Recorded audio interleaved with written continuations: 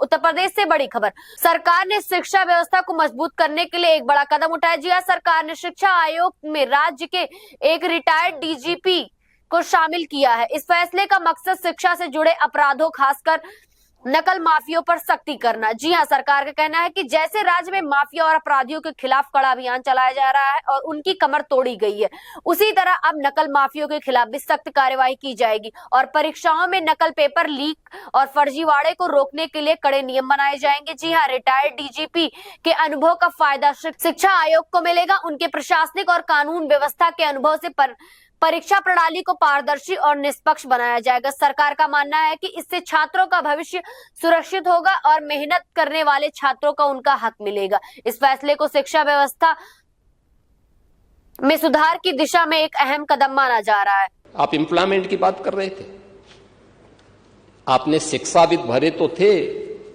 लोक सेवा आयोग में भी और शिक्षा आयोग में भी। क्या क्या कारनामे किए थे उन्होंने, क्या क्या कारनामे किए थे। जो हाई स्कूल 3rd डिवीजन था, इंटरमीडिएट 3rd डिवीजन था, आयोग का अध्यक्ष हो गया था। जो उसका आयोग जो उसके लिए एलिजिबल नहीं था, उसको आपने आयोग का अध्यक्ष बनाया था और क्या क्या गुल खिला रहा था। यूपी के नौजवानों के साथ खिलवाड़ इस समाजवादी पार्टी से ज्यादा किसने किया है। आज मैं कह सकता हूं, भर्ती जितनी पारदर्शिता के साथ हुई है, 8.25 वर्ष सरकार को होने जा रहे हैं, कल 8.25 वर्ष सरकार को होंगे पांडे जी, और 8.25 वर्ष में 9 लाख सरकारी नौकरी उत्तर प्रदेश के नौजवानों को बिना किसी घूसखोरी के प्राप्त हो जाए। ये पहले कभी नहीं हुआ, कभी नहीं हुआ। अभी आपने देखा होगा और मैं तो आपसे भी कहूंगा, अभी हाल ही में हम लोगों ने 60,244 पुलिस कार्मिकों की भर्ती की थी, आरक्षी भर्ती की। सिद्धार्थनगर जनपद के बहुत सारे नौजवान हुए थे। आपको बुलाना चाहिए था अपनी विधानसभा के नौजवानों को, उनके परिवार के सदस्यों को बुलाते, उनको सम्मान देते, अच्छा रहता। क्योंकि आप उनके चुने हुए प्रतिनिधि हैं, आपको बुलाने का अधिकार है। क्या इससे पहले कभी हुआ? हम इतने बड़े पैमाने पर भर्ती इसलिए कर पाए क्योंकि हमने इसके लिए उतना इंफ्रास्ट्रक्चर दिया है। इससे पहले इंफ्रास्ट्रक्चर नहीं था। देखिए, यूपी के अंदर 17 के पहले पुलिस ट्रेनिंग के लिए हमारे पास कुल 3,000 की क्षमता थी। जब हम लोगों ने 2017 में पुलिस की भर्ती की व्यवस्था को देखा, कैसे इनकी ट्रेनिंग होगी, क्योंकि भर्ती नहीं करना, इनकी ट्रेनिंग भी करना है। वर्दीधारी फोर्स के लिए महत्वपूर्ण होता है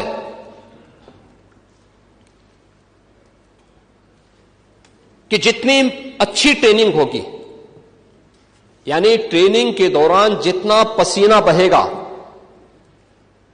उतना ही सेवा के दौरान खून नहीं बहेगा। ये किसी भी यूनिफॉर्मधारी फोर्स के लिए महत्वपूर्ण होता है। इसमें ट्रेनिंग में आपने ट्रेनिंग की पीरियड को कम कर दिया था, 6 साल से लेकर के, यानी 9 महीने से घटा करके 6 महीने कर दिया था।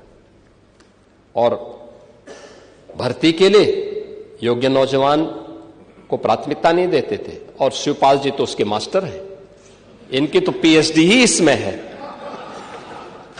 पूरी भर्ती की प्रक्रिया को तार तार हर व्यक्ति बेहाल था। आज उत्तर प्रदेश का नौजवान नौकरी प्राप्त कर रहा है। क्या शिक्षा में, क्या उत्तर प्रदेश लोक सेवा आयोग में, क्या अधीनस्थ सेवा चयन आयोग में, क्या पुलिस भर्ती बोर्ड में। और भर्ती की इस प्रक्रिया को ही पारदर्शी बनाने के लिए हम लोगों ने हरेक स्तर पर उस प्रकार के तंत्र को विकसित किया है। और इसीलिए शिक्षा आयोग में भी उत्तर प्रदेश के रिटायर्ड डीजीपी को बिठाया है कि जैसे माफिया की कमर तोड़ी गई है, नकल माफिया की कमर को भी वहां बैठ करके ऐसे तोड़ना है।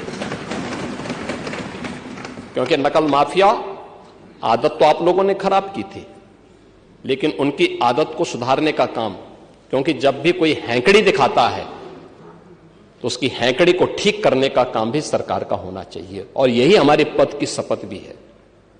एक सज्जन को सुरक्षा, लेकिन दुर्जन को ठिकाना लगाने का काम।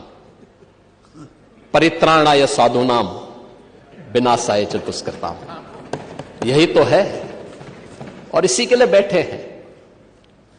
भजन करने के लिए थोड़ा बैठे हैं।